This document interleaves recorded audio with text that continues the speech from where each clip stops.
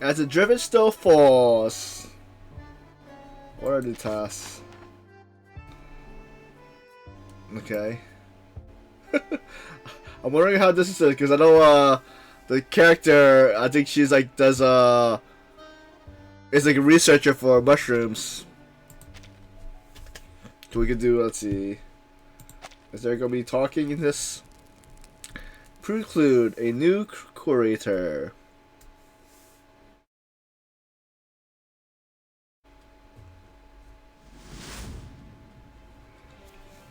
Yep.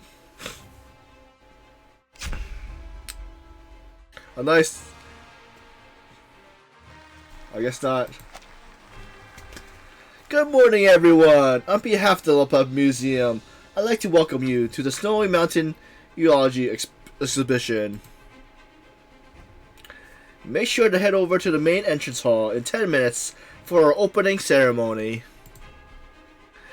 As part of the ceremony, our new museum director, Mr. Ezra, will have a speech.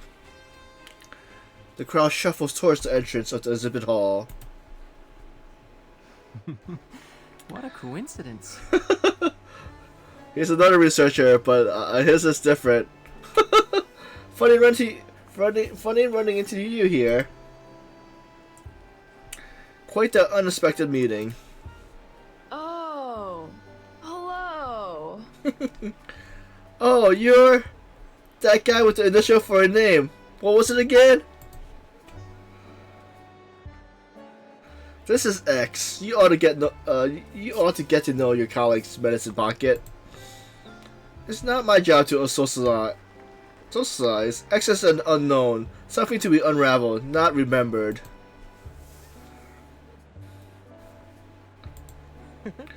Let's just focus on the exhibit. It's our new colleague's first project. He climbed the mountain solo, gathered all the exhibit items, and provided his own anecdotes, all without help from the La Paz field team. Technically? Well, that's what we're trying to find. Because when we were doing that, the main story, I think some of the mushrooms were used for, like, you know, healing or other stuff. That's no easy feat. He must have put in some serious effort. I recommend he brings more people. But he still went alone. Aside from our tools and equipment, he has no other research. Wait, he has no other resources. Looks like... So, Ezra, reach out to you. I suppose you wouldn't have shown up at such a arcanist gathering otherwise. Fine. Well. Seems like our little mushroom got some help. He wasn't alone after all. What did he ask you for? He needed a weapon. Something subtle, flexible, and with a bit of humor. And I happen to have such a weapon. Get to the point. I gave him a gun of sorts. Huh? Ha. I suppose it's some kind of wacky gun with a twisted barrel? The conversation was cut off by a sudden commotion, and the young researchers turned to the podium. Did you say, Director Ezra? The assistant who announced the director's speech grew pale and whispered into the intercom. Then, maintaining composure, she turned to the audience. We're terribly sorry for the inconvenience. Director Ezra's speech has unfortunately been postponed until 3 hours from now. Was he still stuck on the mountains? However, the exhibit opening will continue as planned. Feel free to explore. This was supposed to be his moment. He is late? Mirza Jr. frowns as the assistant rushes off backstage. This is not good. First expression matters in social interactions, and from what I know of Ezra, he cares about these things. Well, I think it could all turn out to be a blessing in disguise. Who remembers a speech delivered on time? A late director will be much more memorable than a punctual one. He doesn't need any gimmicks. His exhibits are all excellent, enough to make everyone remember the new director of Laplace Museum. Look over there! X pointed to the other end of the display case, where two staff members in gray-white uniform stood in front of a glass showcase. One of them was pressed against the glass, nose almost touching it. Oh dear. I've never seen a rutile nugget this big. This is the real good stuff. Mr. Ryan used to exhibit substance on the Botanic Garden, but this is the real deal. Have you met him yet? The new director seems to have some fresh ideas. Have you met him? No. Nearly as soon as he came to the Australian branch, he set off to the snowy mountains. Not many people have seen him. But everyone's curious why he chose this theme. His previous research was on endemic fungi in Australia. This seems completely unrelated. Well, now he's starting to impress me. It's impossible. An amateur researcher in search of minerals on a solo mission to a snow-capped mountain? Sounds like the beginning of a plump adventure. Shifting their gaze, the young researchers nodded in satisfaction. Look, See? Everyone's enthralled by him. what's wrong? Nothing. I was just thinking, he really did it. I thought. I never thought he would succeed.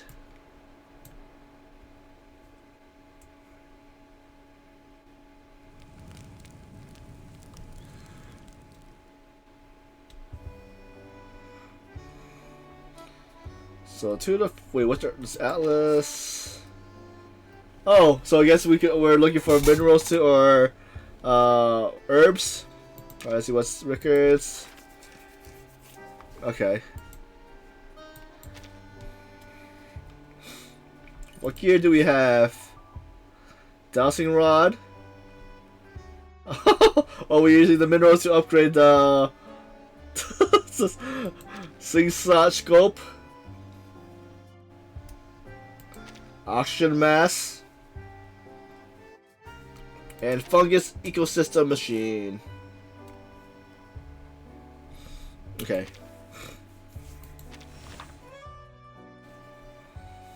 I wonder how this little puzzle or game it will be. Black Lake. The lake surface is like a mirror cast from Obsolus, a shadow concealed by clouds and mists. Beneath the water lies a world. Treading on its thin, fragile ice leads you to the land of frost and snow. Alright, so hopefully these are not time gated, like the other gacha games. Part 1. Change of the coil. Hello. Hello, I'm here to check in. I made a registration over the phone a couple of days ago. Mr. Theodore, right?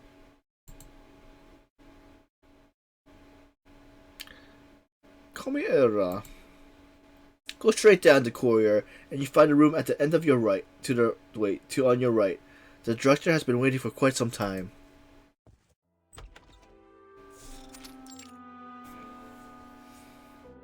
Hello, young man. Hello. I read of the impressive things you accomplished in the paper, from the Reincarnator to the Oruru games. This is something most humans cannot achieve. I believe you're qualified to be the curator of the Laplace Museum. Thank you. But I'm not sure I'm ready. I'm only a researcher. I don't have experience in management. Relax. Don't worry, my boy. Dr. Ryan steps out from beneath the desk and leads Ezra to the bookshelf. Look. From the first row here to the last volume at the end of the shelf, these will be all the experience you need. what is this? Notes on management? Yes, precisely. Every note taken from the very first day of the Laplace Museum until this very day is kept here. You have plenty of time to dive into them, get familiar, and gain the experience, but not right now. Now, you must put it into practice on your own. I will. So, I'm to take charge of holding an exhibit, right? I caught wind of it through the Laplace Lazion. Exactly that, my boy. You might organize an exhibit focused on your Australian fungi, or perhaps bring the long research story of the reincarnator into the spotlight, both very worthy of showcasing. But No, Mr. Ryan. Wait, no, Dr. Ryan, not those. The one young man shook his head slowly but firmly, and set about expressing his own idea. I think I want to put together an exhibit centered around the ecology of snowy alpine mountains. Mountain? Snow mountains? That's somewhat unexpected. yes, Snowy mountains, yes. I will. I intend to climb the Alps, the Matterhorn to be precise, from the north, collecting plants and minerals to bring back to the museum for display. Ezra had made a checklist. He came prepared. I got here in Israel a distribution of exhibit items to be found in the Alps, and a climate comparison for this month with previous years. Take a look.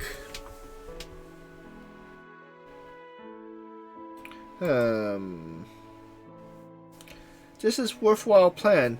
You thought through the potential danger and avoided the trickiest approach. It all seems feasible, but why? I don't understand. What do you mean, why? Why pick the ecology of snow-capped alpine mountains as your exhibition theme? Look. You spent the years on Australian fungi and a gripping story in the Reincarnator. Why would you propose this instead? I know. Director Ryan, I know how I've been portrayed in academic journals and other written sources. The mythology of Australia. It is without doubt that. I'm happy to share my mycology research with my colleagues to show off the results of my years of work. But this time is different. My choice of exhibit theme holds a special meaning to me. Don't worry. Trust me, my decision to go with the Snowy Mountains theme was carefully considered. I don't recommend that.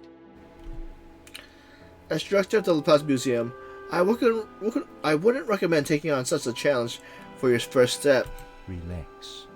But my time in that role has already passed. The decision-making powers for your exhibit lies in your hands now.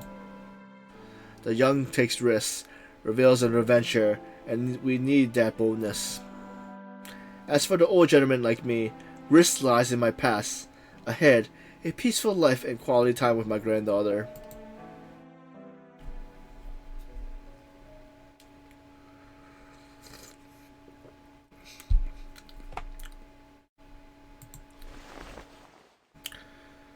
Marissa Jr. stood outside the office door, clasping her hands together, taking deep breaths as if trying to calm herself. Good.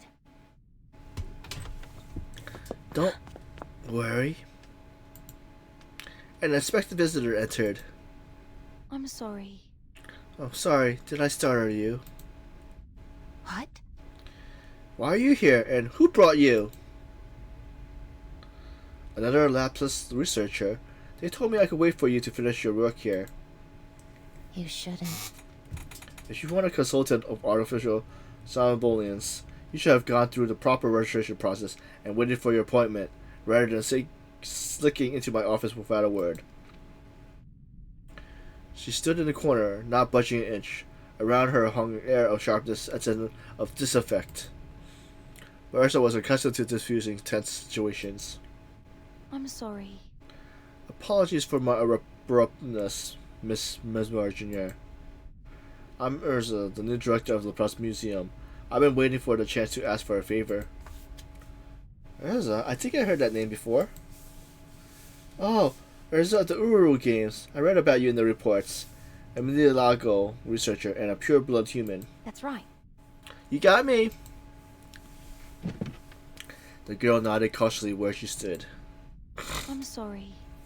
Did I disturb you? If you would like, I could provide emotional reassurance and counseling. I did this sort of thing back in the Shroud branch. I'm here to help, if you're open to it. I don't need. No, I'm fine. Don't worry about me. Her stance relaxed a bit.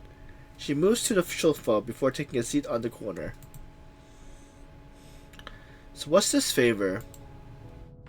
I'm afraid I don't know much about managing museums, nor planning exhibits. I'm not sure how I could be much use to you. Don't worry. No, Miss Murray Jr. I'm actually seeking your expertise in magnesium, or more specifically, the magnetic field. Ezra took off his backpack and put it in the divining rod. Found it. This is my divining rod. Thanks to Laplace text, you can sense the magnetic field of organisms and fungi nearby, and guide me to trace of their activities.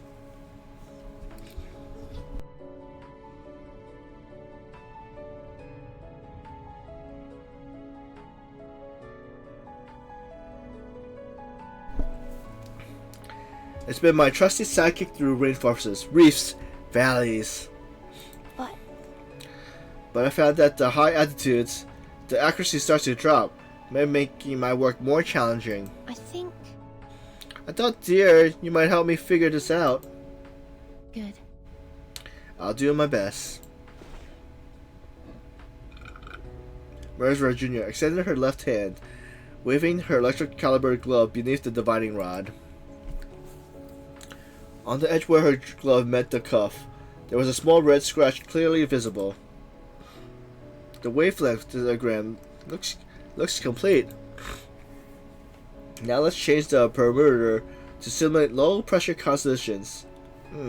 Yeah, you're right. Malfunctions might occur during changes in altitude. Fabulous.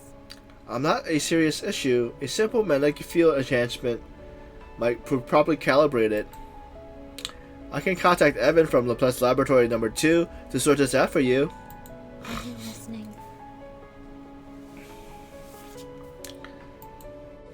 Oh. I am. Sorry, I got a bit distracted. As if a student called on by a teacher, the boy straightens up, refocusing his attention. Will the enhancement be stable if I were to climb further, say to ultra-high altitudes above 3,500 meters? What? Ultra-high altitudes? Where are you planning to go? The Mannerhorn. You're going to... You're climbing the Mannerhorn? Yes. Yes, I'm aiming to collect specimens needed for the upcoming exhibit. You shouldn't. That isn't a wise plan. I know humans have stronger physical endurance than Arcanists, but so many unforeseeable risks, altitude sickness, snowstorms, avalanches, native beasts, or critters. Mercer Jr. tucks out her sleeve, her hands itching. Of course. Yes, the journey will undoubtedly be very challenging. In contrast, the boy has a calm and determined demeanor. That's not why I came to seek your help. I must be prepared for everything to make this crazy plan a reality. I must. It's worth the risk to me. It's worth the risk for me. Okay, I got it. Then no one can stop you. You're determined to climb that mountain, right? I have a hard time understanding people like you. Risk seekers, but I can't stop you. She lowers her head, takes a deep breath. During this journey, if you're lucky enough, you might find a deep red reflected magnetic vein in the granite bodies of both the sides of the mountain ridges. That's rutile, natural titanium dioxide. Once processed, its surface can enhance its sensor, solving the thorny problem you face. With it, the sensing range of the divining rod will be significantly expanded even capable of penetrating thick snow covers and complex rock layers. It will be your guiding star in finding those rare specimens.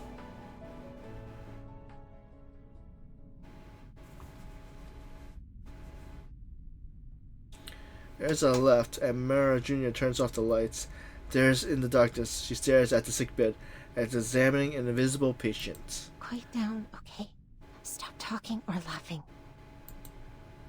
She shook her head forcefully as if attempting to throw off some tainted mark. I need to wash my hands. Where did I put that disinfect? So I wonder what Murrah Jr.'s story is. Black Lake. Climbing the snow mountains require AC. With each climb, the altitude increases randomly. Retreating ends the exploration. A safe retreat after reaching the target altitude will occur no losses. An urgent retreat before reaching the target altitude will cause the loss of some resources. The percentage of resources lost during the urgent retreat varies by region. Ezra, proceed with caution.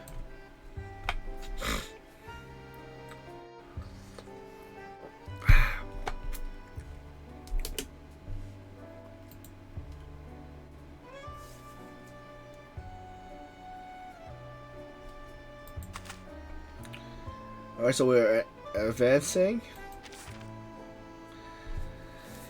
Turning the corner of the mountain roads, you come across a lake formed by glacier meltwater.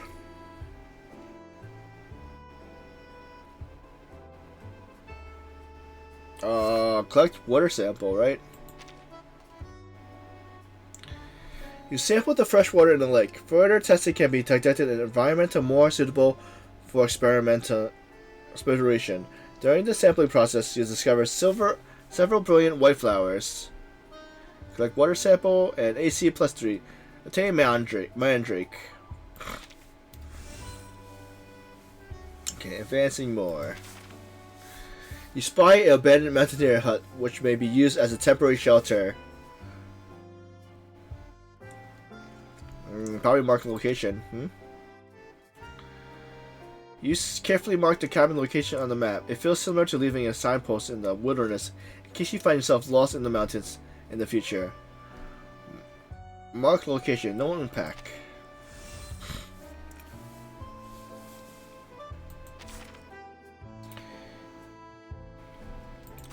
You meet a mountaineer descending the mountains on the foothills.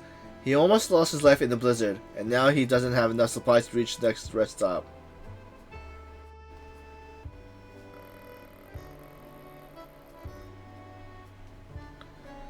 Escort him to the nearest campsite. You safely escort the mountaineer to the nearby campsite, expending a great deal of time. As you part ways, the mountaineers mention an abandoned cable car station.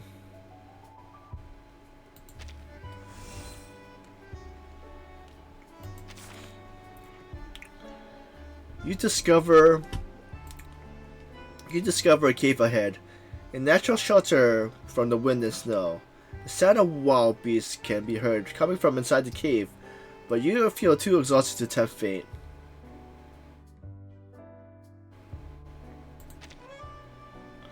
You set up camp at the entrance of the cave. You are not bothered by any wild beasts in the empty cave, and this moment of repose restores your strength.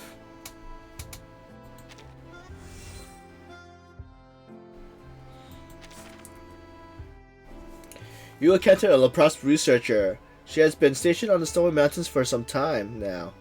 When she finds out that you are the new curator, she is overcome with excitement.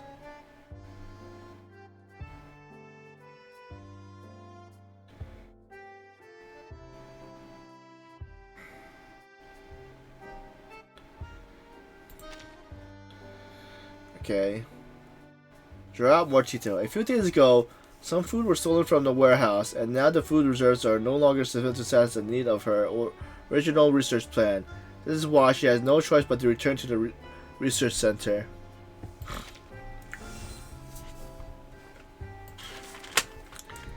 At the corner of the mountain road, you encounter a masked hunter whose entire body is swathed in ragged animal skin and strip of cloth. Fortunately, he seems to bear you no ill will.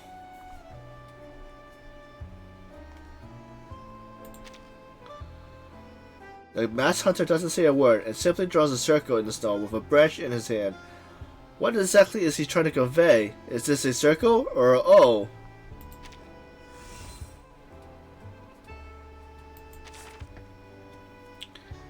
The wind and snow are increasing in intensity. A blizzard will arrive soon. Look for shelter, I guess. You found a cave where you escaped the wind and snow. Okay. A stream blocks your progress. The stream is fairly wide and the water is quite calm.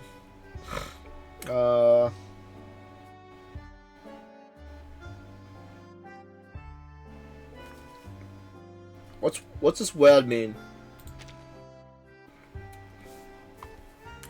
Yes, as Slippery reaches the other side, the freezing water makes you feel weak and tired.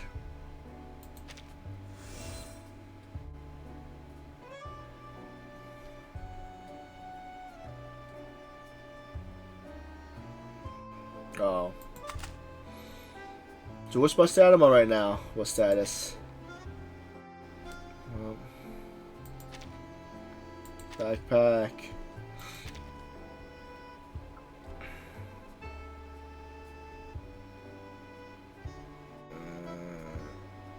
Oh, is that it? Remaining?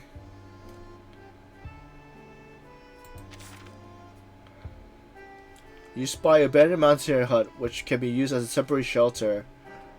Search for supplies. You carefully search the abandoned cabin and essentially find some usable climbing rope and grappling hooks beneath a pile of wooden boards. This will undoubtedly make a valuable addition to your mountaineer equipment.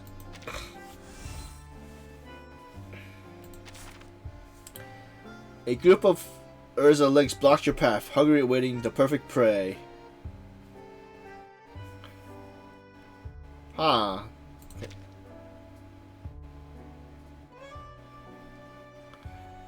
You choose to stay on the defensive, keeping your distance and proceeding with caution. As they surround you with attention mount, you search around for potential ways out, desperate to escape this predicament.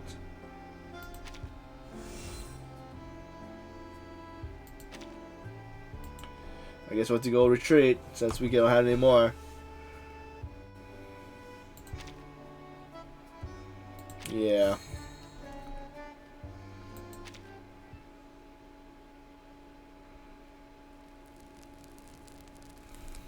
Part 2. Search plant.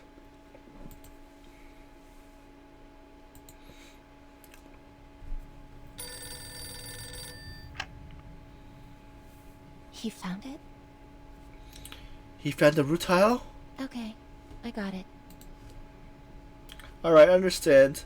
Prepare the remaining materials to enhance the dividing rod for him. Is he still with you? What? Not anymore. I guess he was in a hurry. Excuse me, Miss Murdoch Jr. Here, have some hot water. And this is a blanket. Wrap yourself in it. The boy, disheveled with reddened cheeks from the cold, stumbles in. Thank you. Climbing a mountain is far from a walk in the park, you know. But congratulations on your success. The retail sample you provided is excellent in size and purity. Just a small piece will strengthen your divining rod. Yes. Yes, I got lucky. Ezra held the hot water, his smiling face is stirred by steam. Found it. And I found this. Mandrake! That's right.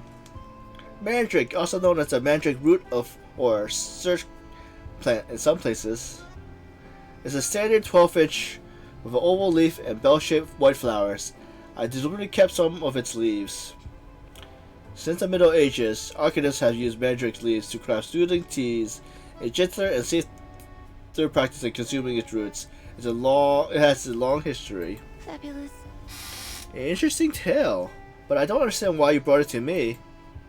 Perhaps it could be useful for your Snowy Mountain ecology exhibit, but my artificial somnolence patient has no need for mandrake hallucination. A self-deprecating smile appears on Mirza's face. Her sense of humor always a little offbeat. Yes. Yes, it could be a good exhibit item. I'll set up a spot for it in the exhibit hall, prepare the soil, and use calming spray to keep it from waking up halfway through the exhibit and accepting its piercing screams. But before that, I thought I might have leave half of its leaves for you, Miss Mirza. His face beamed like a flower in the sunlight. I don't need. I'm not a plant researcher, nor am I in the hobby of collecting such specimens. Mirza Jr. looks at the mandrake clusters. And frankly, it's ugly.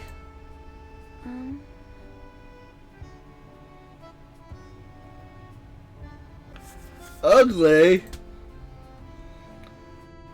Ezra widened his eyes with shock. I didn't know. I think mandrakes are one of the cuter types of plants used in potions. They have a human shape, and people often prefer things that are humaniques, like dolls or the subject of painting. Somewhat embarrassed, he fumbles the mandrake on the table back into his pocket. Oh, please. You have particular tastes. Memora Jr. placed her hands on her knees, taking a deep breath. So, you put down the rutile and rush half frozen into my office without looking back, all to show me this mandrake? Yes.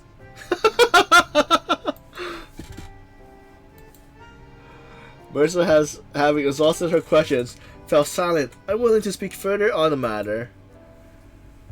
Whenever two intelligent people stumble over a subject for too long without finding agreement, it's usually best discarded. I think. I just wanted to give you an option. It was a concession. The option to take it. But I understand, you don't need it for now. At least, still, if you change your mind, please let me know. Ezra stood up shakily, looking at his wristwatch. I must. I gotta go now. I have another meeting with some colleagues. Phew. Be careful. Your body's still weak. You should rest a bit more. Don't worry. I'm fine. Just a bit tired. Don't worry about me. Ezra shook his head once, and then shook it again, almost to convince himself. I must. There's not much time left to prepare for the exhibit. I have to make the most of every moment. She stood up once again, much more carefully this time, his movement slow and deliberate. Glancing back at the door, Ezra bowed slightly and then bid farewell. Thank you. Thank you for your help, Miss Mirza Jr. Without your guidance, my journey would have been much more difficult, and perhaps I would have been unable to successfully detect the plant I needed. You have been the driving force behind the Snowy Mountains Ecology exhibit. I will. Later in the evening, I will have my assistant send over tickets to the exhibit.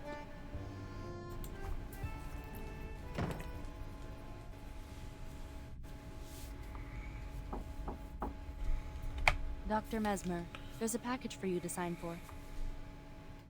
A letter for me? It was received by the front desk just after Director Ezra left. He left me to deliver it to you. Good. I'll pick it up later. The package was light, containing 2 tubes of pale yellow hand cream in aluminum packaging, along with a note. The hand cream is made from honey in Sydney. I know some wounds on your wrists. Moisturizing them would help with healing. I don't know much when it comes to skincare products, but I hope you don't mind the scent. Yours sincerely, Ezra. Ezra. Been pronouncing it wrong. Ezra.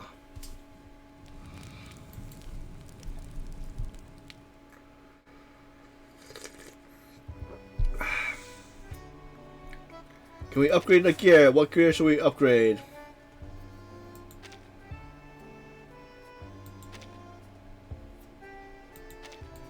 Oh, we can only upgrade the dowsing rod. Okay.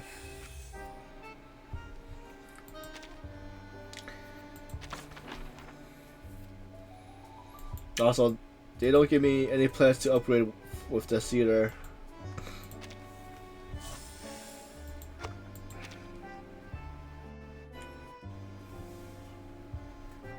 So Black Lake. So now do Mountain Tier Retreat. So I'm just going to go with the story, and then I guess if we have time, I'll backtrack. Wait, but it shows you what I could get from each place, right? So the red and red and yellow. What does that do for my stuff? Red, yellow. Oh.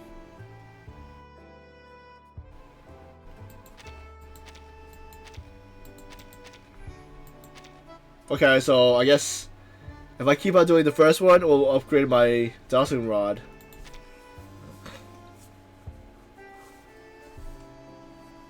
Yeah, why not? Let's do the first one again.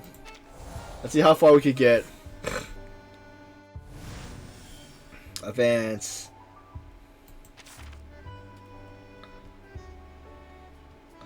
Top up water supplies.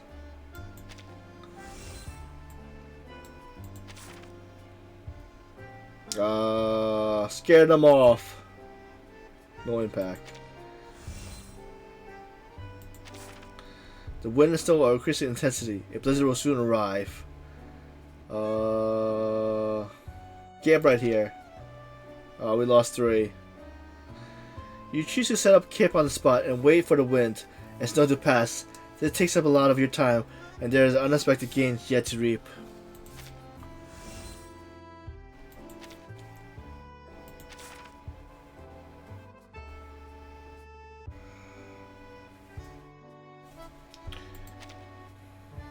So you're gonna go with the thing that gives me plus stuff. A broken cable bridge between the cliffs blocks your way forward.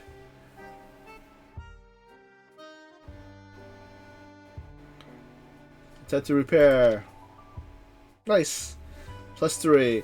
You carefully inspect the structure of the cable bridge and attempt to reinforce the weakest part with your limited tools. This risky move may open up a shortcut or be completely in vain.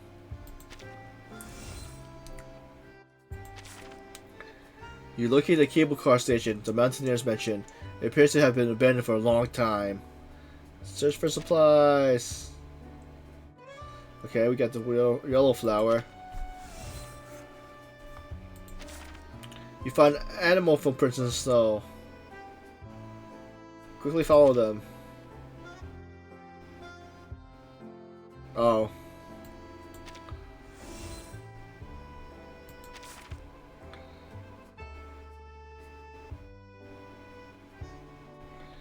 Right. Wait, I should have done the other one with the actually get messed up.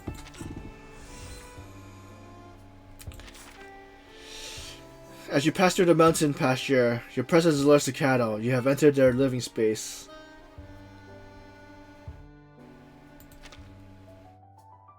You attempted to blend into your surrounding and venture forward. A mist of excellent oil extracted from the rigid floral covers your breath. All you can do now is pray that the volcano will not pick up your scent before you pass through.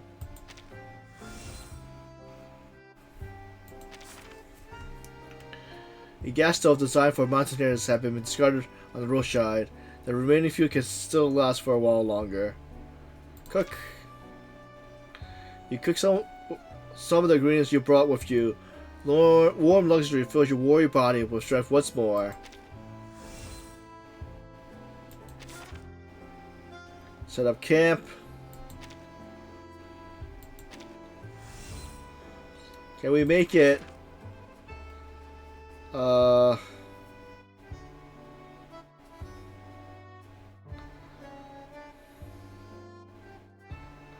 Find a sturdy log. Come on, give me. Oh no!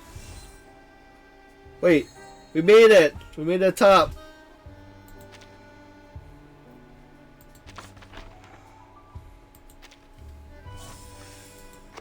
Alright, so, but can we upgrade anything?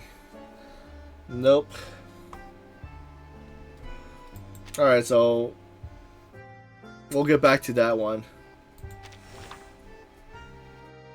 Mountaineer Retreat, a gathering place of the mountainside where mountaineers and explorers come to rest. When the blizzard strikes, travelers sit around the fire, gazing at the black marble wall with various names engraved on it. It is at this moment that they seem to be able to commune with those who sacrificed their lives climbing the mountain.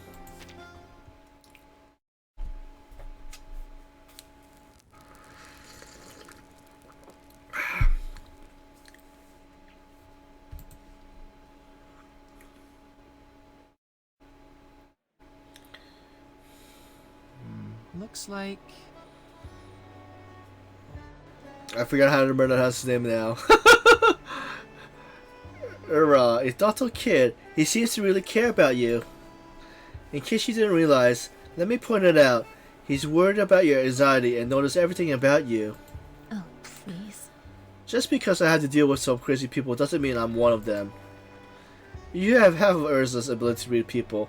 You might understand my recollection about this. I wouldn't turn him down if I were you. I want to turn... X shifted his posture slightly, his gaze moving to the display case in the distance. Surrounded by companion plants, a cluster of white flowers with white dryads, or dryas octopedola, as it was labeled, was in full bloom. And I... It might sound like a bit iffy, but if some young kid dragged themselves water being and food poison to me just to find a way to ease my stress, I'll be more appreciative. Food poisoned? As far as I know... From what I heard, he got caught in a blizzard while hunting for those mandrakes. To stay warm, our Midoganja has to eat slices of Cheroderma chlorodami from the Australian desert. Soon after, he developed a furious spike in body temperature. It was his way to playing it safe, and it worked. He braved the blizzard and unearthed the gorgeous mandrake. Okay, I got it. So that's why he seems so weak. I should have guessed. But... Don't fret too much, he knows how to take care of himself. After the blizzard cleared, he immediately downed some red flower prickly pear juice to clear out the mushroom toxin before he could do real damage. By the time he showed up at my door, he was halfway recovered from the poisoning. And then you two got into all the talk about guns and such. Technically? It wasn't really a gun, but it did shoot a kind of bullet like little seeds or balls of steel or crystal.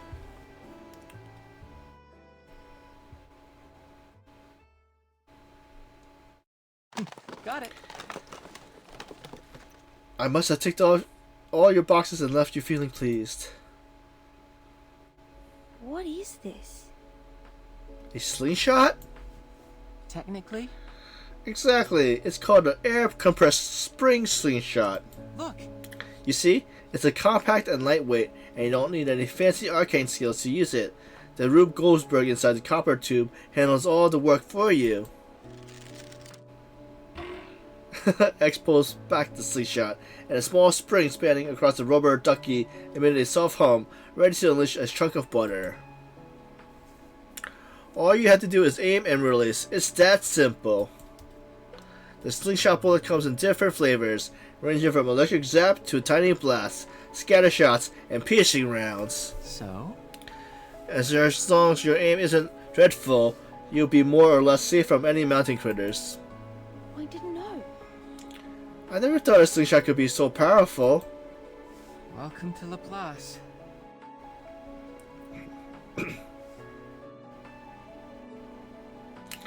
Welcome to the SCC, Laplace Scientific Computing Center, headquarters, where even a shoe sole can hide a foldable explosion. But from what I heard, the Australian branch is even more wider than here. Yes. Well, you could say that. Ezra lounges back on the couch. Next to him, a steaming cup of tea. He took a careful sip, then winces as it burns his tongue. Phew! But I'm not part of the research department. Technically, I'm a microbiologist, not an inventor. I'm sorry I didn't explain what I needed, Mr. X. Era shuffles into his seat, searching out a comfortable position before straightening up a bit. I think I don't need lethal weapons, But but you do need something to scare off any mountain beasts. yes.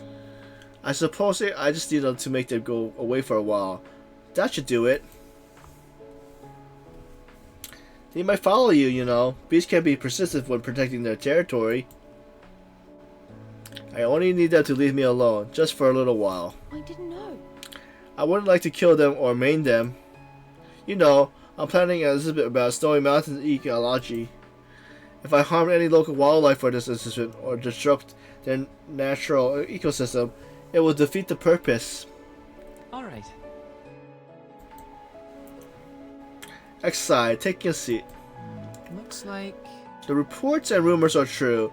You really are an incredible kind kid. He tossed the magazine into the couch and pulls out a square plastic bag from his jacket pocket. come on. Take this, you won't need any bullets anymore. What is this? The Little Gardener Bellflower Seed Home Cultivation Kit. That's right. That's right, bellflowers. With his hands lifted high, X stretched leisurely as he was just a cat basking in the warmth of a sunny afternoon. You can use these inconsiderable little grass seeds as bullets. They're light and blunt enough. They won't cut flesh or leave a gash, but they'll startle most animals just fine. Paired with the air compressed spring shot twat, that should scare off any critters you encounter. That's great. That's perfect, exactly what I need. The kind-hearted boy practically bounced off the sofa with excitement, but then, he tumbled back down. My head, I'm so dizzy. It's a normal symptom. The red flower pickled pear juice as an antidote induced dizziness about 3 hours after consumption. They should have warned you about that when you picked up the note at the potionary department. X lifted the teapot, refilling Ezra's cup with piping hot tea. Come on. Here, have some more tea. It'll make you feel better. It'll make you feel better. Oh, Did you brew this tea because you know I'll be dizzy? To help ease the medicine's effects, and be a good host, 2 birds with 1 stone. But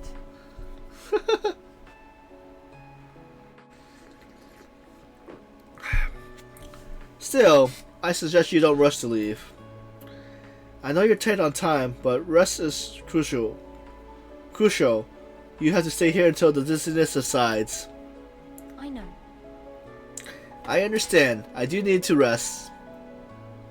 I'll stay here until my body recovers, and I'm ready for the next climb. Ezra cradles the teacup, the light brown liquid swaying within. What is this? This aroma. Is this dryad tea? No, it's not. Although they both smell like melted snow, this is just a warming tea made of crotons, gossamer, and ginger sting. I wish I could. If I could, I could make dry tea for you. You come with that, and you'll be back on your feet in no time. That way, you wouldn't have to lavish here, chatting aimlessly with researcher. I didn't know. Oh, don't say that. I'm happy to talk with you. Ezra struggles to get up from the sofa, but X softly nudged him back into the corner. Sorry. I was just joking, kid. You know what? Humor is right. Well, scratch that. I should have known that human lacked that talent. I know. I know plenty of jokes. I'm just not good with telling them.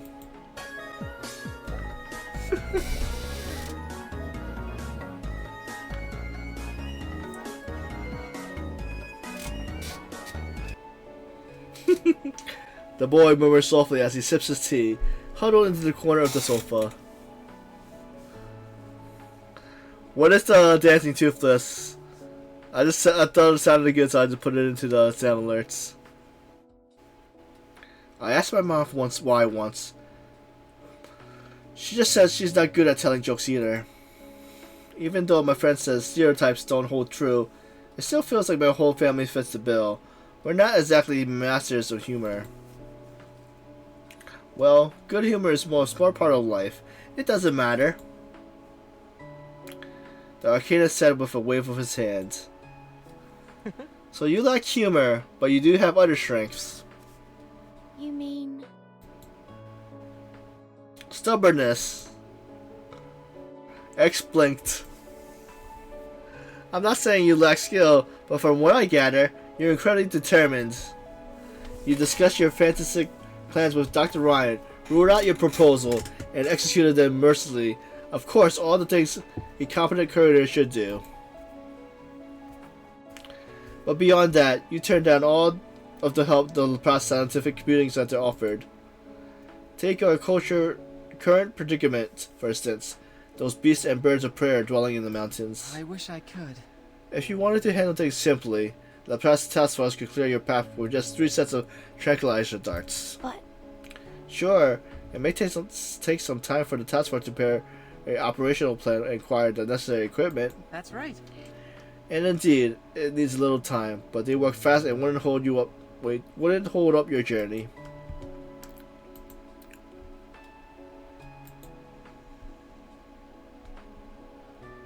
Oh.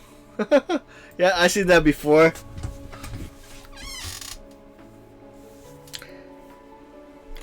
Your real reason for refusing them isn't that. yes, Right, I have to personally collect these specimens and climb the mountains under my own power. It's the centerpiece of the exhibit, the thing I must accomplish. So? So you believe in hands-on experience when it comes to getting things done? of course. Certainly, just as small naturalists must venture into nature. If you stand away from nature, nature stays away from you, and that's what my teacher taught me. Isn't that right? No, it's absolutely right for you.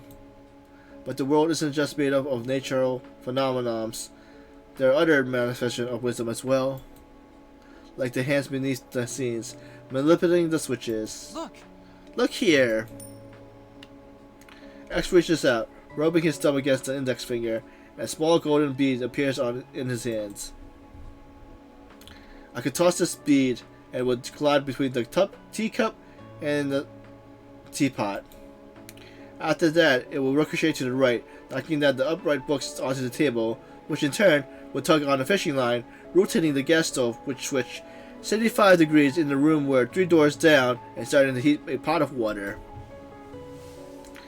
As the water boils, the steaming steam would melt the chocolate hanging on the cabinet, and the dominoes, now lighter, would tumble down the ventilation shaft to the 6th floor downstairs. Downstairs, in the 6th room, that's Medicine Pocket's research lab.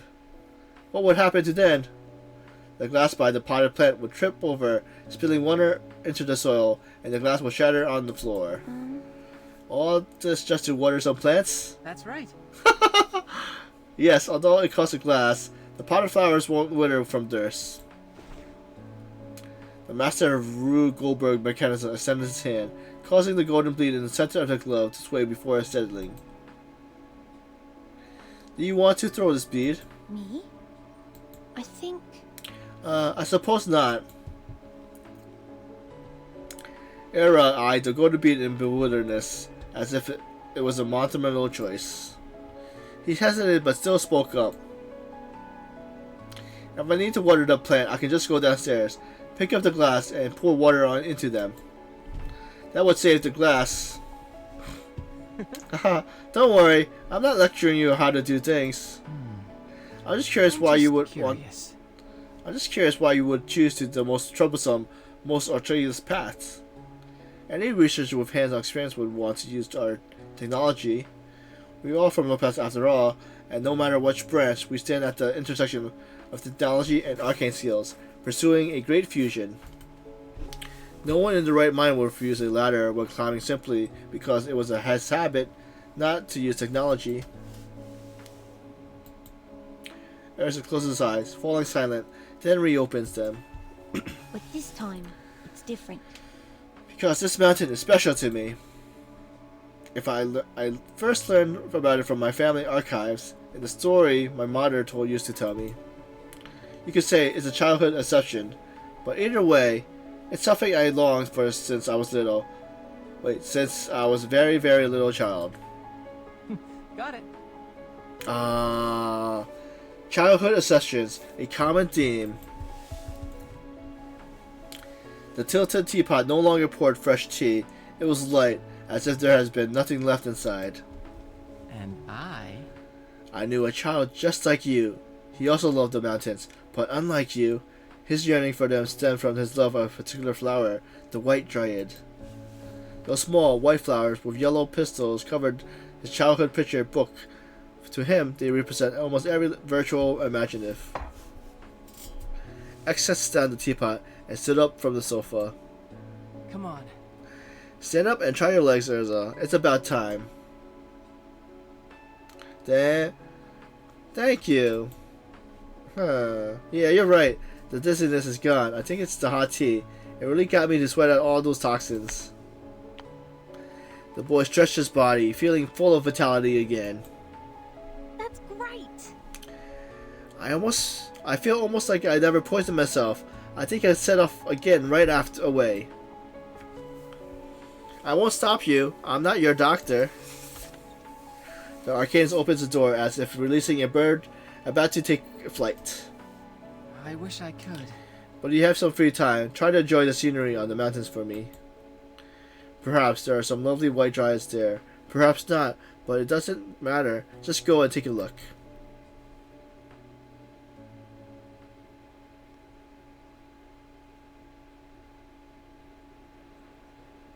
And then... So, you're just letting him off the hook like that? Look, I told you, I'm not a doctor. It's not my job to look after his health. Giving him some hot tea was about as considerate as could be expected of me. Innocent as ever, X struts with a smile. Hey, stop it. That's not what I meant. He didn't water my plants, and you still haven't tossed that silly bead either. Now, I'll probably come back to a bunch of dead plants. technically, That's not any of our responsibility, Medicine Pocket. If you want to keep plants, you gotta take care of them yourself, just like you do with your lab samples. I have to remind you. Those plants aren't my lab samples.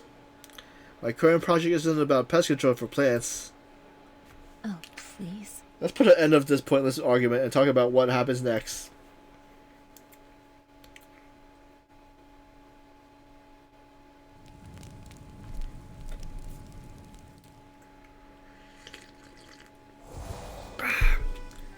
Mountaineers retreat! Okay. You hear the sound. What's next? Wait, you hear the sound of ice breaking. Your experience tells you that an avalanche is coming. Look for shelter. You find a huge rock nearby and manage to survive the crisis.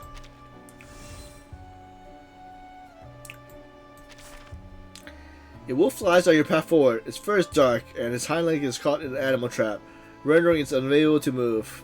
Try to help. You try to open the trap and rescue the wolf. It looks at you and then runs into the distance. Although you scratch your hand saving it, you still think it was worth it.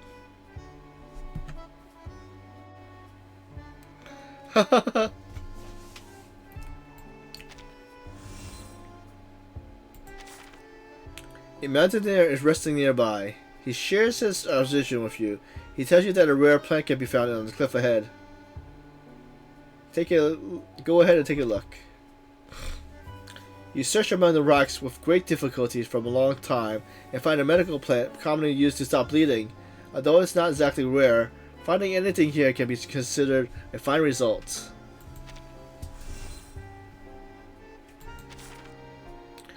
You come across some mountaineering equipment buried in the snow. It looks somewhat damaged, but it still might be of use. Gear up.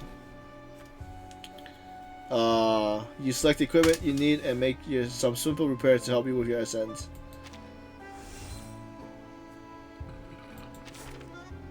As you move onward, you notice a small path faintly visible under the cover of bushes by the roadside. It is apparent that not many people have taken this path before. Bravely advance. Nothing.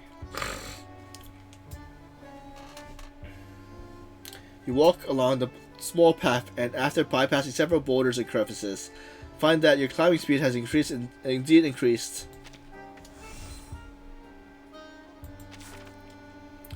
A mountaineer walks directly in your path. He tells you that he has found a rare and precious plant and helps you trade. Alright, deal! Oh, you got flowers.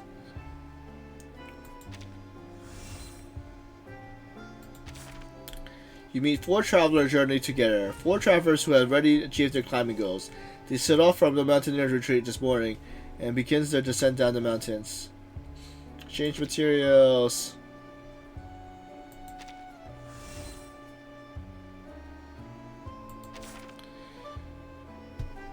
Yep, we're gonna look for shelter for the +5.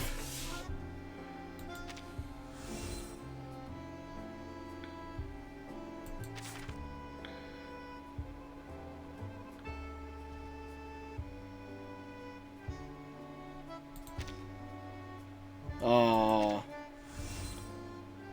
We need to make it.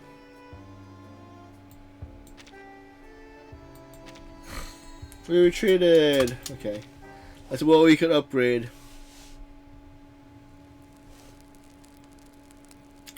Part 4. Old Acquaintances.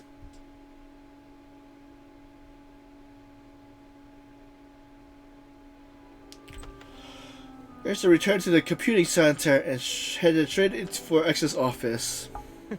Oh, it's you! You're back! At that moment, X was busy trying to extract a gold tooth from a skull.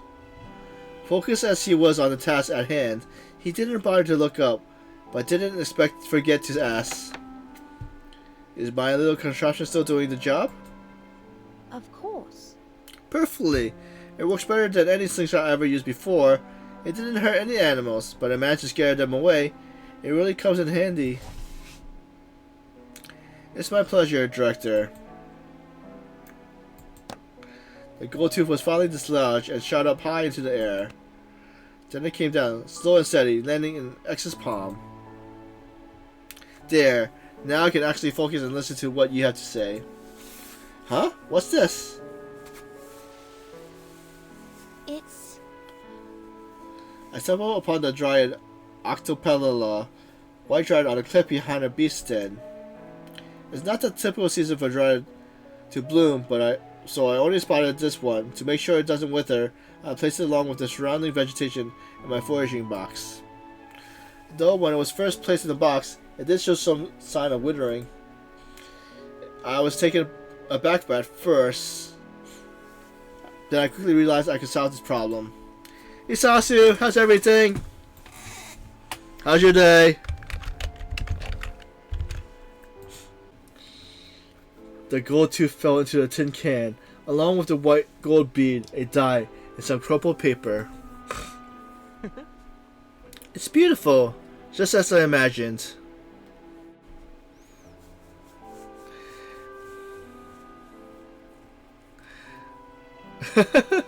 Did you go to sleep yet? Isn't it like 4 or 5 in the morning for you?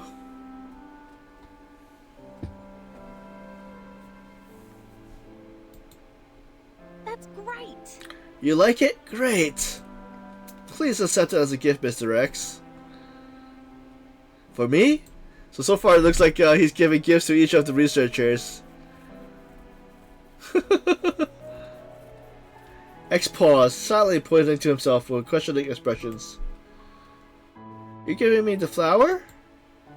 Yes. Yes, I thought I might give it to you. But what about your exhibit? The dried octopello would make for a fantastic addition. You climbed the mountains to find these plants to present it in your exhibition, right? That's right.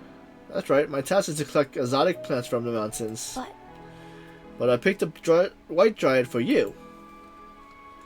You generously helped me solve my problem, and this is my way of thanking you.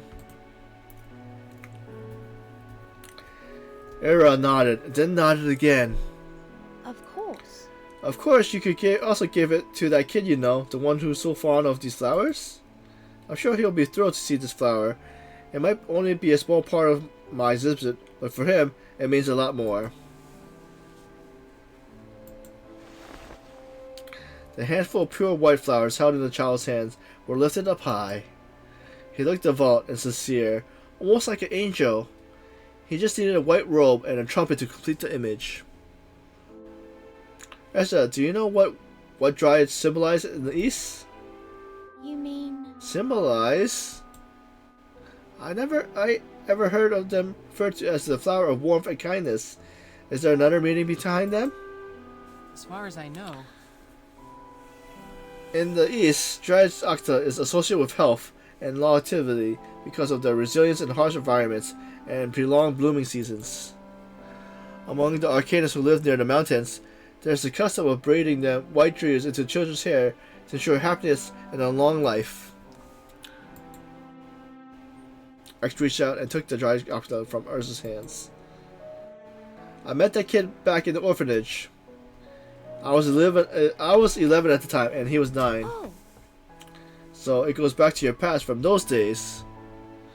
Now I'm 16, and he didn't get to be 10. So? I have no need for this flower.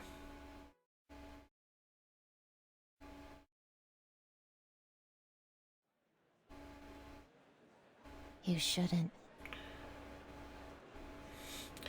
Remember when you said you wouldn't turn down his gift if you were in my shoes? Our situation's a bit different. He's a good kid. I'll give you that. At first, I was testing him, but once I got to know him, I started to genuinely like him. I wanted his exhibit to succeed, and honestly, I don't need that flower. X glanced away towards the crowded gathering around the Dryad Octopella display. See, a beauty like that flower deserves to be right here, under the spotlight, encased in the high transparency glass. It wows everyone. But your words probably hurt them. Technically? I never meant to deceive him, but lying's easy, and I'm pretty well versed in it. But you know, I grew up in an orphanage, always surrounded by kids. He is so young that I feel a pain of guilt looking into his eyes, yet mature enough to handle the truth. I would take that flower if I were you. It's gorgeous, easy to care for, and it makes both of you happy. Plus, it would be part of your contractions. Brewing dry tea with $1 of butter beats regular tea any day. Sorry. Hey, you can't expect such a kind-hearted lad to be so selfish. Only focus on his research. I'm not that heartless of a scholar. Fine. I see. Seems like... Apparently, I am. So I wonder what he got as a gift. Oh! Hello! I heard you were heading to the Snowy Mountains. Got any room in your backpack? The guest moved around as it was his own home from home, and the host didn't mind. The door bounced off against the wall, still rattling as Medicine Pocket sat into the guest sofa. of course. Yes, I'm leaving for the Snowy Mountains in 20 minutes. I could squeeze in an extra bag for you. The young man flashes a grin as he packed, welcoming his friends officially. Welcome. Welcome to my very own turf, Medicine Pocket. This is the first time we're meeting since I moved into headquarters. I thought about saying hello earlier, but with the exhibit prep and handovers, I couldn't find the time. Hey, stop it. Don't sweat it. We're not that kind of pony friends who need to catch up often to stay close. A hand popped up from behind the crest of the sofa, followed by a leg. I got something more important than small talk. Yes. Sure thing, go ahead, I'm listening. I'm working on a project, top secret. You're the only one I'm telling, so keep it under wrap. I'm talking about human cinema semblance, sort of like Percosa candy for humans. Right now, we hit a snag in our sourcing. And you, my friends. Now an excited head pops up from the sofa edge. Your Snowy Mountain trip could be a big help. Remember why I went to Australia? Of course. I was the one who told you about I told you to head to the Crock and Roll bookstore to hunt down a fragment of the potion analysis handbook. Bingo. Great memory. Keep working that brain. It's good for avoiding Dementa. He's got a needle! I've been studying those fragments since I got back from Australia, and I managed to recover the formula for one of the potions. It's... The first one, or the one about mushrooms on page 23. Neither. It's right at the end. The page is a mess, and it contains a recipe for bone-melting scarmento wine, given by the priests. Those who drink it at night, with eyes shining like stars, struggle to hold it down, vomiting until there's nothing more than bones. But those who drink it during the day, with fingertips glowing and hot, can walk for miles on end and gain boundless strength. You mean... So you figure that night people are arcanists, and the day people are regular folks. Huh, is this a restoration potion crafted especially for humans? Uh-huh.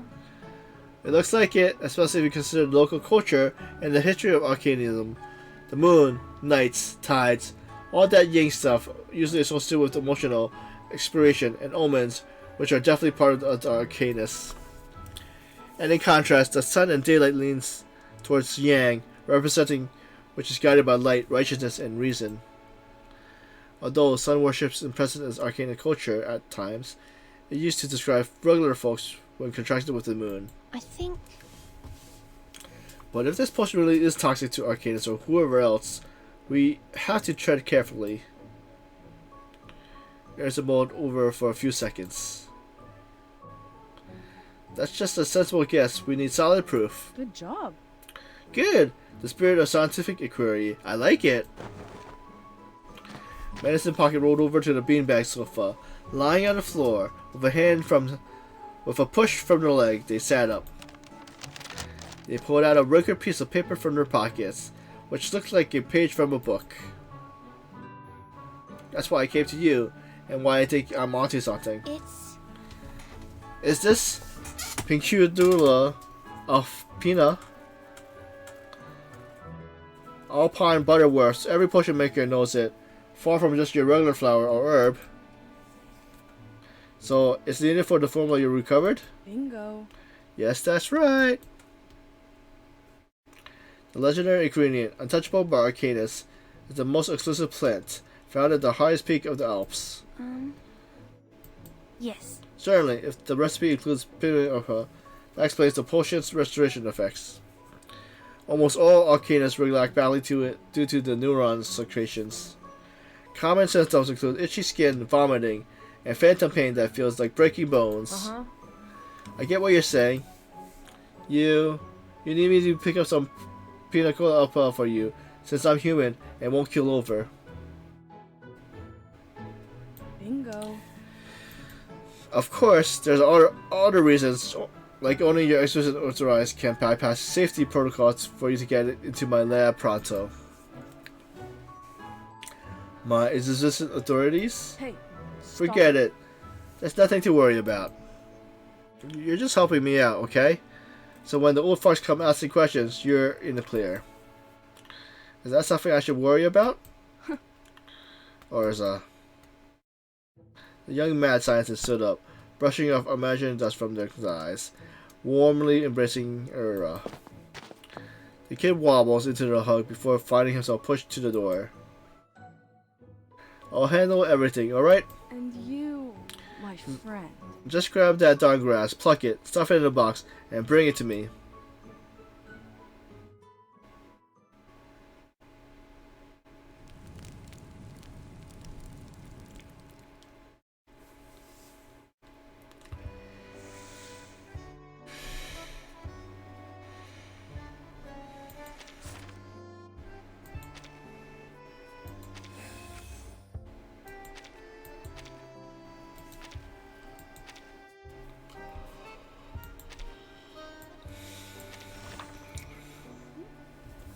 Campsite cabin.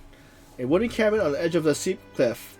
It feels as though you could fall into the abyss at any moment. The bravest climber chose to rest here, the last stop before reaching the summit.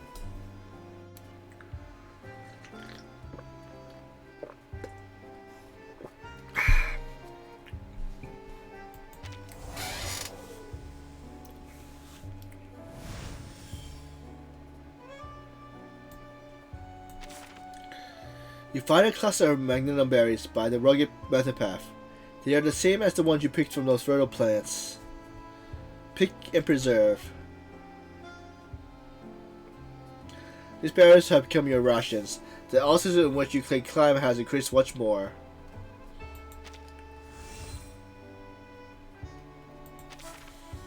The lake ahead has frozen over. The icy surface doesn't look particularly thick. Treading on it could be risky. Take a detour. You bypass the lake, deciding to prioritize your own safety. As the snow and wind subsides, the sunlight shines through the clouds, beams upon the snow. As you look up, you can see the clear sky from above. Stop and take it in the view. You choose to stay for a while, enjoy the rare scene of beauty, basking in nature's glory.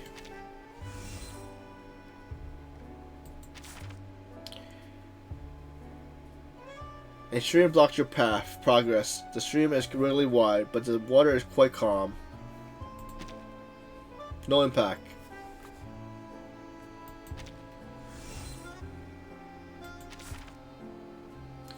You meet a unique dressed mountaineer on your way to the summit. He tells you that he lives by the nearby mountains and is extremely familiar with local climbing routes. Trade with oh. You trade some supplies for him to show a smooth climb.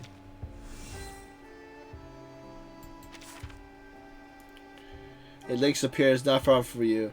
You're visibly watching your every move. Scare it off. You throw a stone at it. The lynx panics and runs away. You find a suitable location to set up camp. Just as you prepare to rest, a strong wind mixed with howl blows in. Run for cover! You find it difficult to move with such a large number of items on you, so you bury them in the snow and run along with the wind at your back. Fortunately, when you return to check on your gear, nothing has been damaged.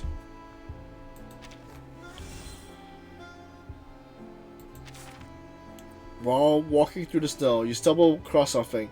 After digging around your feet, you uncover decaying remains.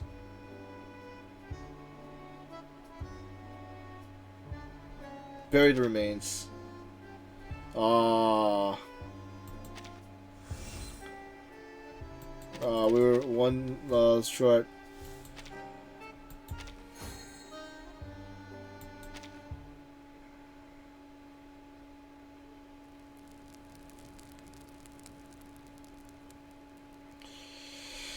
Part 5. The one who stole fire. That's right. As part of the literal, it was supposed to be my final trek up the mountains. I located the most crucial participant and procured the ingredients for the potion my friend needed. But However, things didn't go quite so smoothly.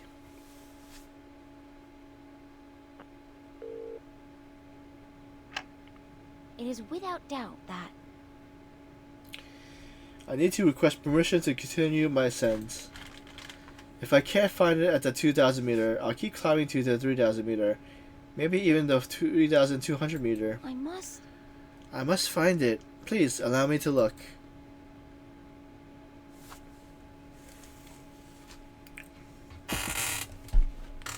Yes. Yes, ma'am. I understand the risks, but I devised a more detailed plan. Trust me. Seems like Looks like I come at a bad time. The observers finally spoke, having waited by the door for quite a while. No, it's nothing. Come in, Medicine Pocket. The officer's young exhibited gestured, and Medicine Pocket entered, shutting down the door behind them.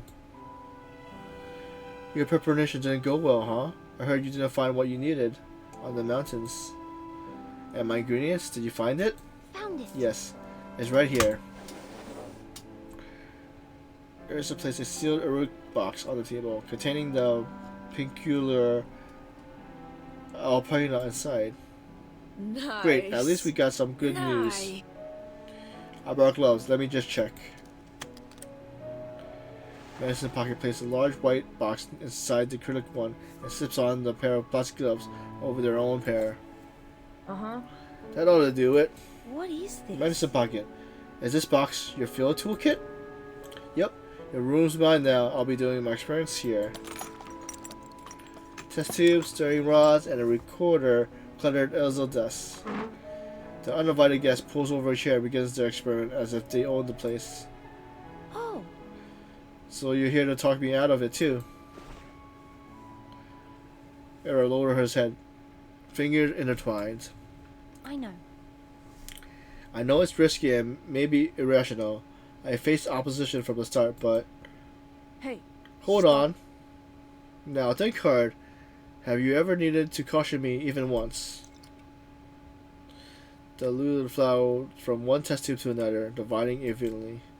And you... If you aren't my a boring friend. lecturer with a rusty old brain, then I, as your friend, certainly am not that kind of person.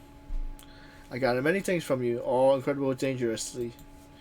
But you handed them over because you knew, mad as I am, I'm a sensible madman and will never throw away my life, no matter how much of a health I risk doing these experiments.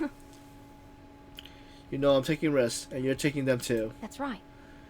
You're right, Medicine Pocket. But Sorry, I gotta interrupt you, but why the syringe?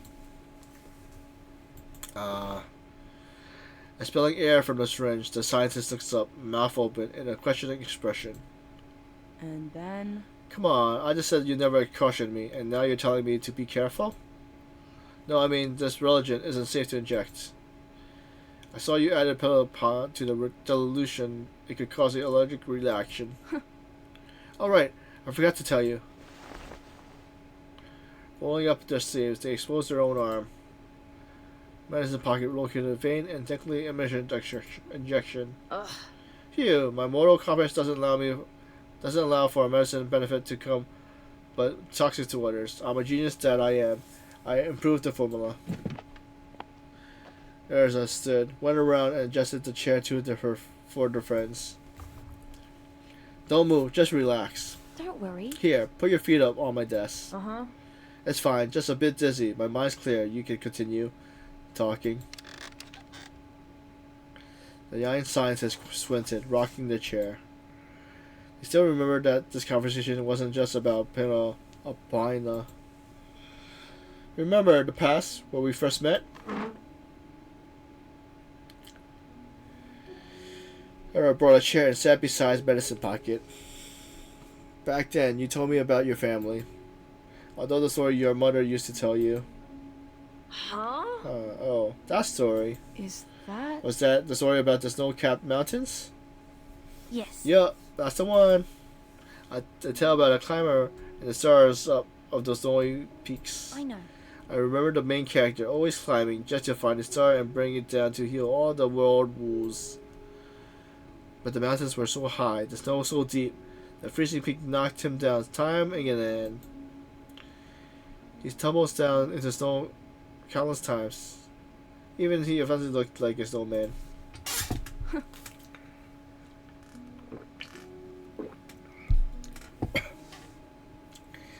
A tragic tale, just like the Prometheus ceiling fire. Medicine Pocket coughed under her breaths, their words coming slower. But the climber made it to the end. The star fell down to the people, and all the pain and suffering disappeared. But he, well, ended up nothing more than a snowman. But But he succeeded, and the star wasn't out of reach anymore. He belonged to the people. I love that story. It's just so heartwarming and touching. And I mentioned my family and my parents, right? but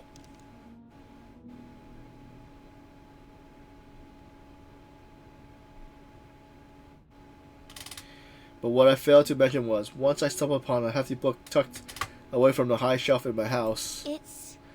It was our family history.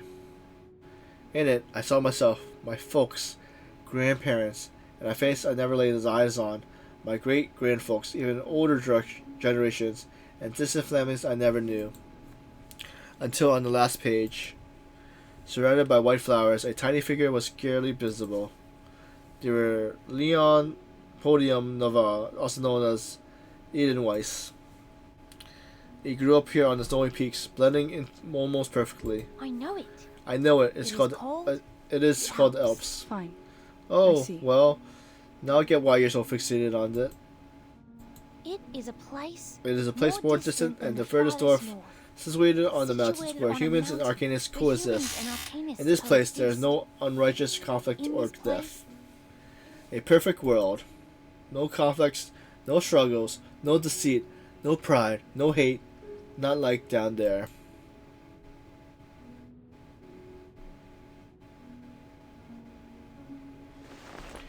Here's a hand clasped together.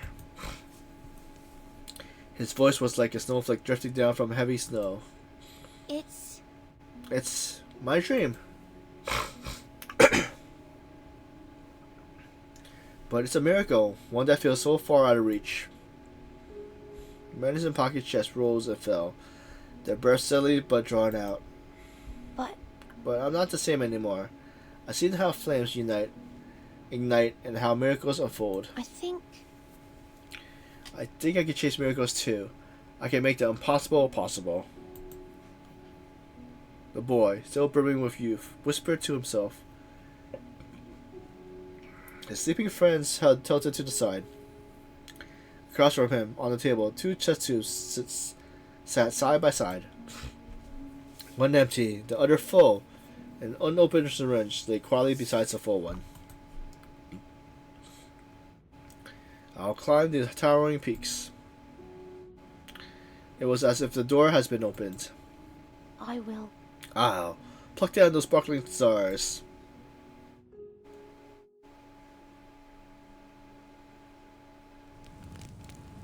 To be continued.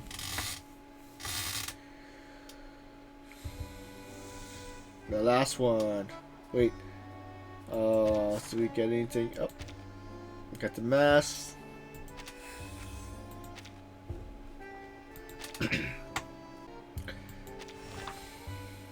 Horn of the Summit.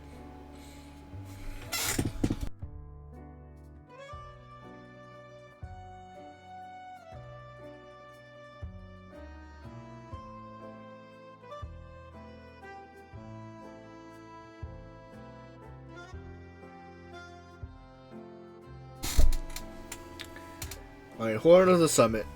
A long journey is nearing its end.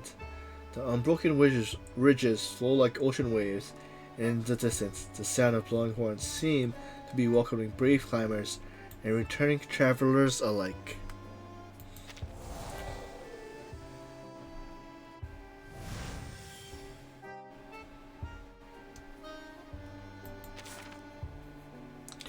You spy an abandoned mountaineer hut, which may be used as a temporary shelter. You carefully search the abandoned cabinet and unexpectedly find some unusable climbing rope and grappling hook beneath the pile of wooden boards.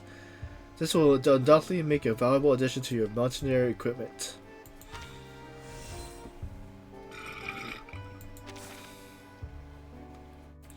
Walking through the mountain pass, you find a stumbled trekking pole in a crack of the ice sheet, but its owner is nowhere to be found. Watch and wait. You wait in place for a while, but no one comes to claim it. Unfortunately, while waiting, you gain something unexpected.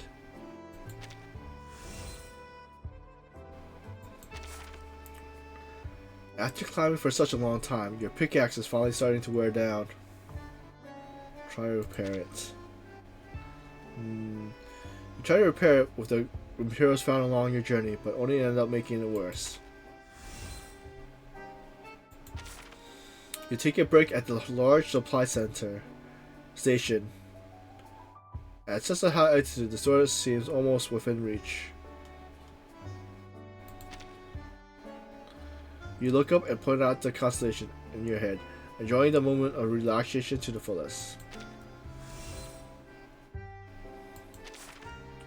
As you approach the mountaintop, the icy slopes become increasingly steeper, and the one before you now poses an extreme challenge. You choose to thoroughly prepare your equipment and ascend steadily, reaching the top of the slope with ease.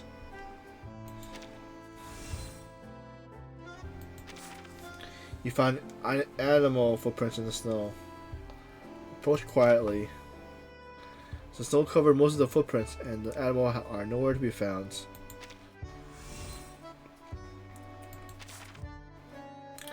You take a break at the large supply station and a high altitude. Okay, so let's rest. At this moment, nothing seems more appealing to you than the night of undisturbed slumber. You lie down and fall asleep.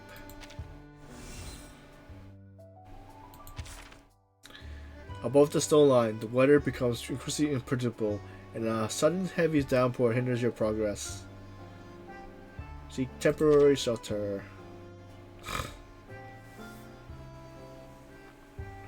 You find a cave and hold fast until the heavy rains stop. When you reach the top, wait. Safe retreat.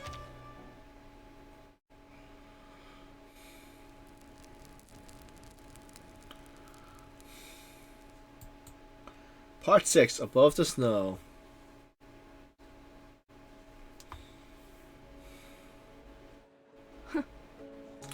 That's the last thing I remember clearly.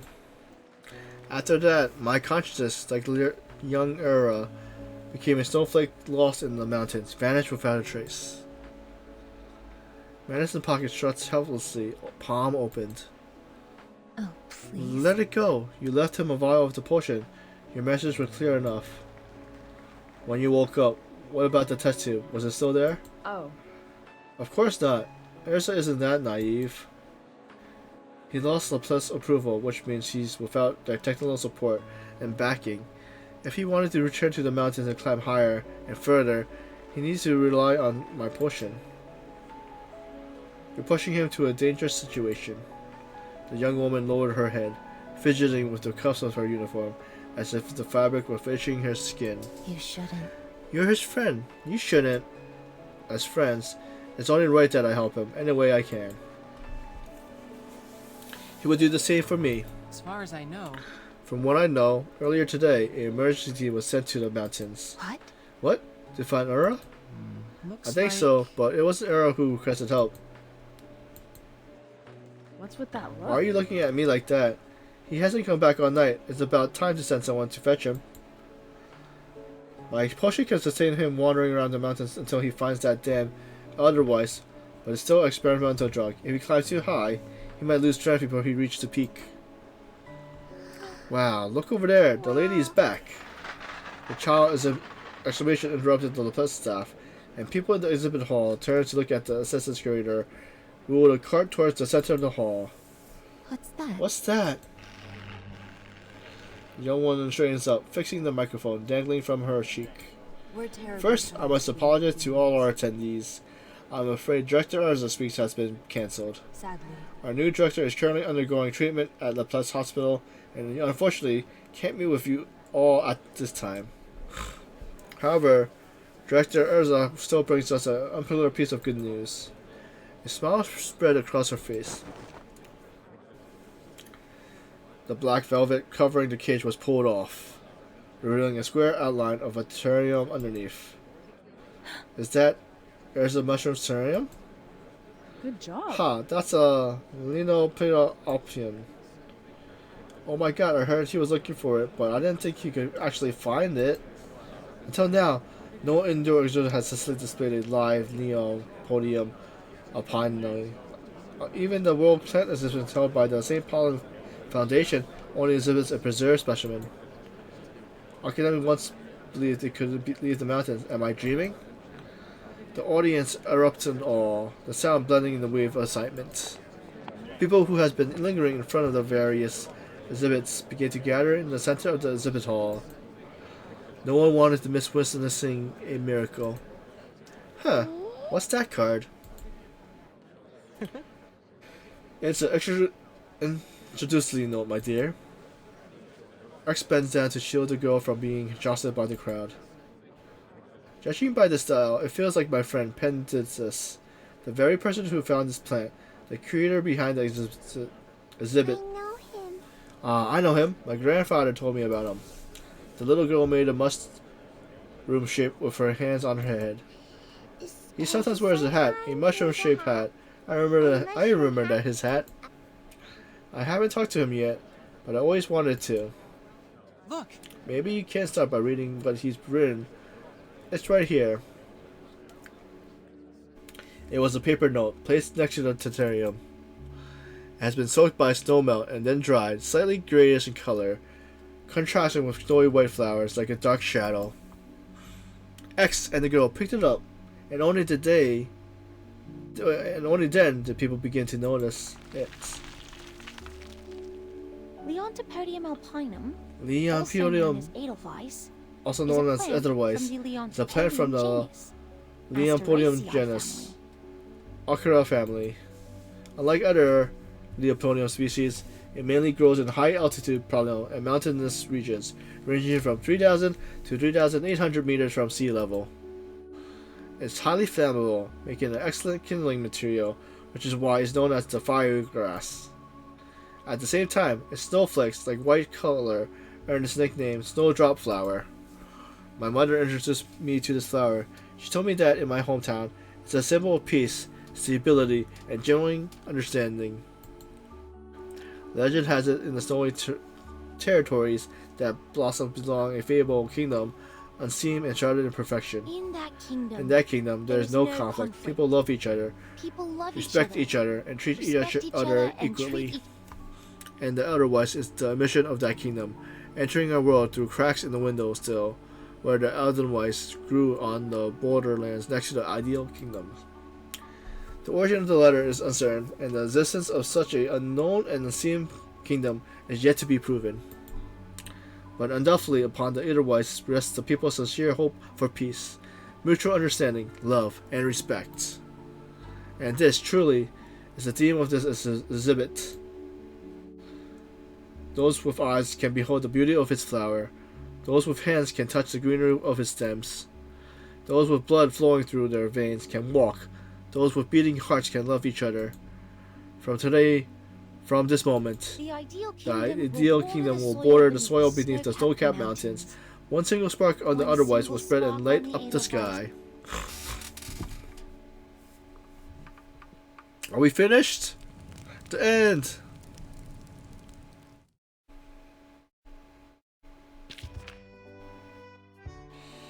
Alright, let's see. Gear up.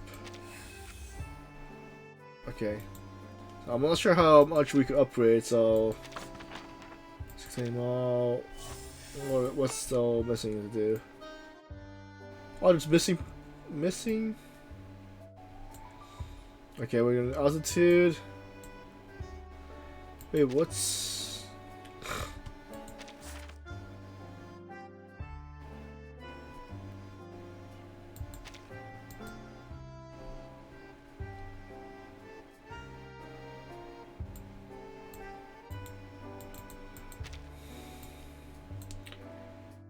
oh, okay. Okay. So let's probably gonna do this from the beginning part. Black Lake. So this one we're just gonna speed run. We still need a Mandrake, so we'll do Mandrake.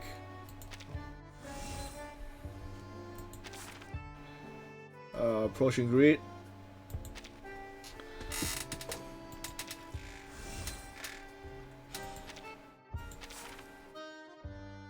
So what does dry clothes do?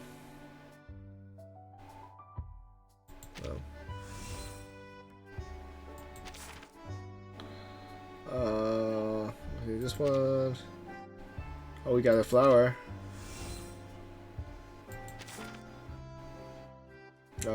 Climb around. Yep, we got another flower. You discover a tunnel formed by the melting of the snow and ice. Let's venture inside. Nothing, huh?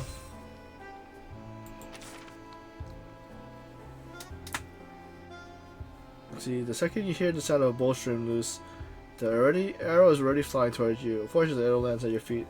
You are not injured. You look at the direction the arrow came from, and you see a pair of alert eyes glaring in from the bushes. Let's give it food.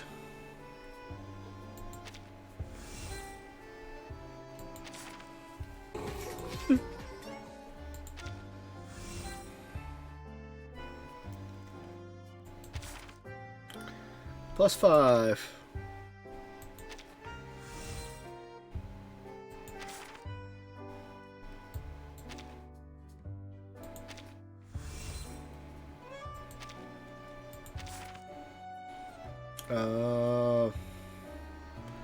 Let's see what this one does. No impact. Okay.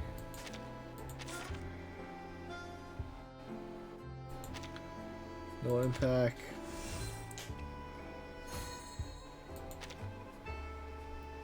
See how close. We need a Mandrake and we need the Ulster.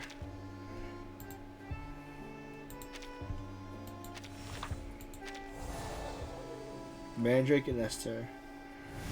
Okay. Mandrake.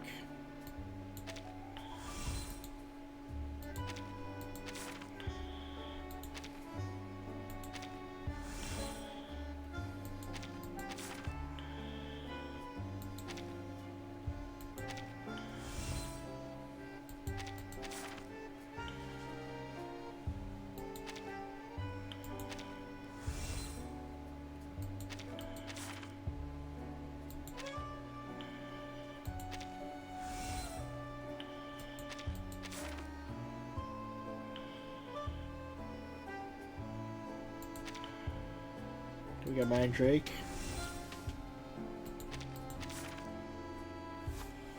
Change routes. No unpack.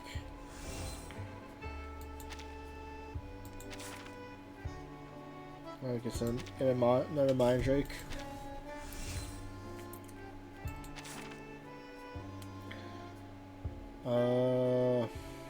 Wait for them to leave, huh? -5.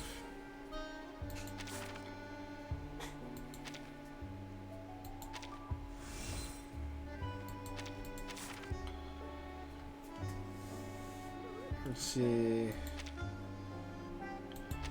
Got more flowers. We have to do this one.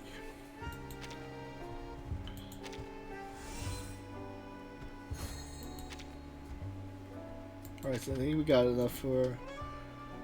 So how much does it upgrade from? Already no max that, so that's good. So max is 3, so okay, so we just need this one. We need so Dryad and Moss Champion.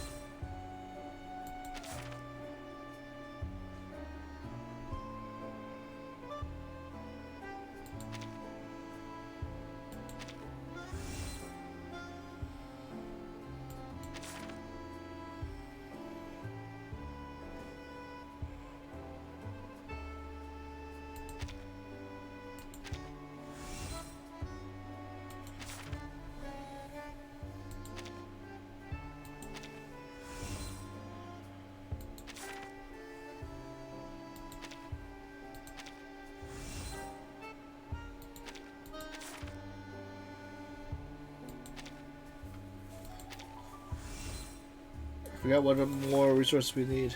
Uh, let's go right. Go back.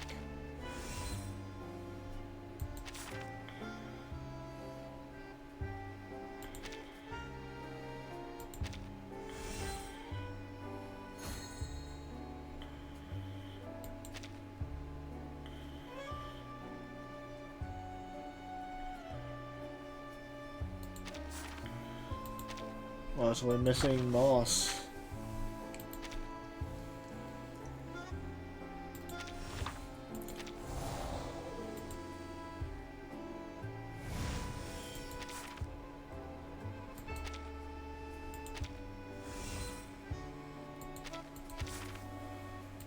Drink that moss. I guess we're gonna go up to.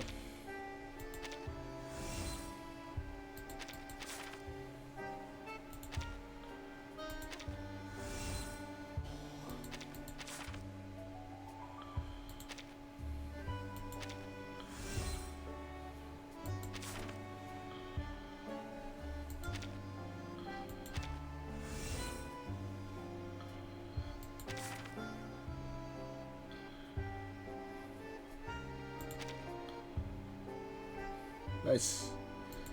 I think we got it all.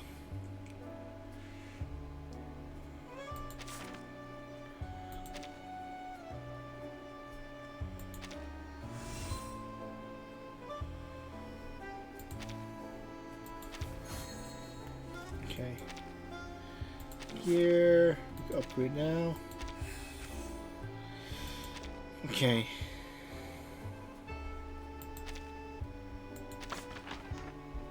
Yeah, might as well complete this whole thing and then wait, so what do we need for next gear?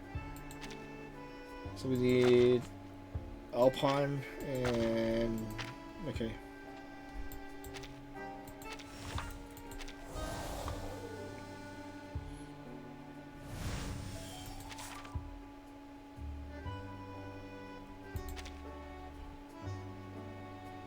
AC plus 10, AC. Okay.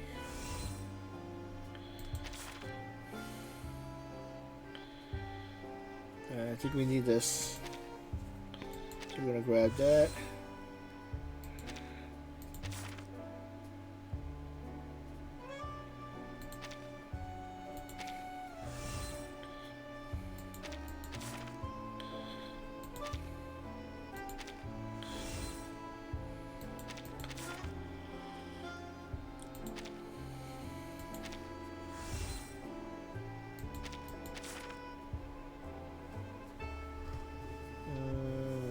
Let's grab that one.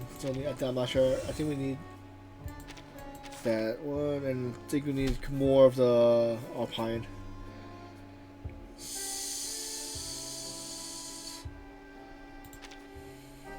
Going back.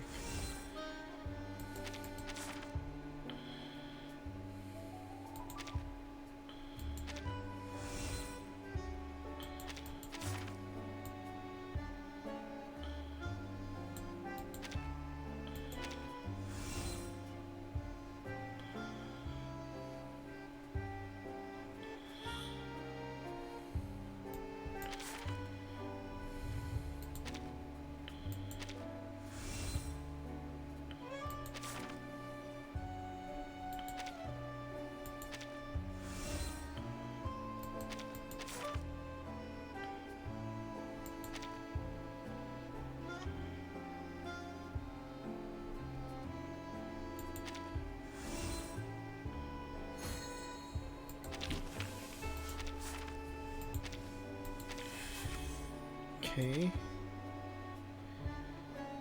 So this is okay. So we need also Weiss, Glacier, and Alpha Pink. So I think 5 of each, maybe.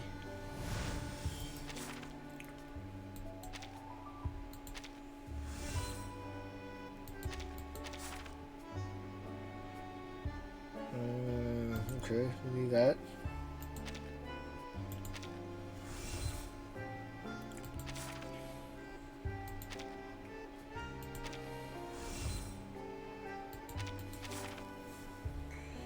Okay, use this one too. 5. And Glacier Buttercup. Are we at the checkpoint yet? Nope, need 2 more.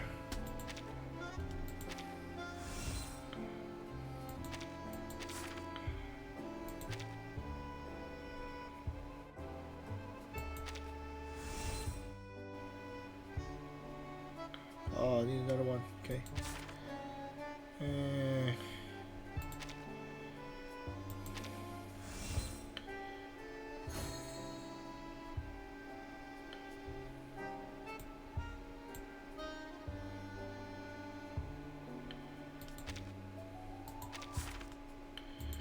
Everything get upgraded.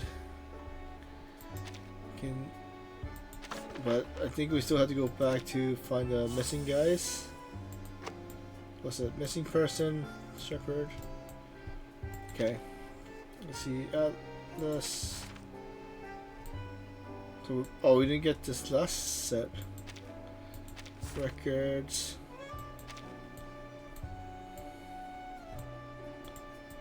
Alright, so I'm probably gonna call it over here. Because I think I have to keep on going back till I find the records. Alright, because I'm not seeing anything else to do. So it's mostly just a repeat.